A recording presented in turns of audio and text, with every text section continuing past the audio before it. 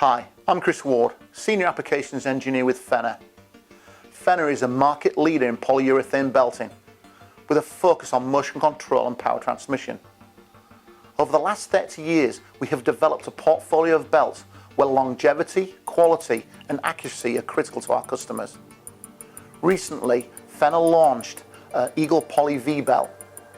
This Poly V belt is constructed from nylon reinforcements with a polyurethane binder, where the industry norm seems to be a rubber over nylon reinforcement.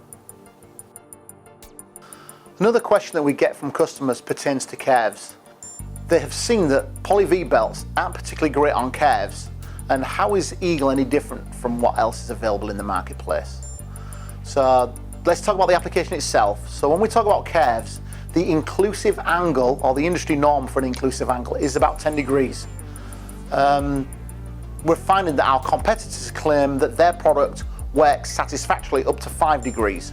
We've actually tested ours up to 10 degrees, and we believe that our product works satisfactorily at that 10 degrees.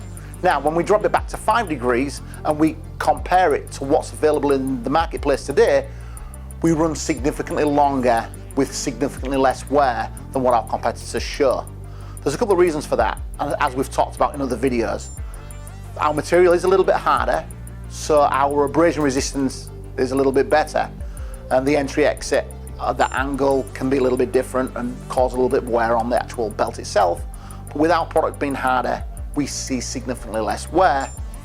The second factor is when we install our belt, it goes on with a lower tension, and that can also help in calves by not putting one side of the belt under more stress than the other side of the belt.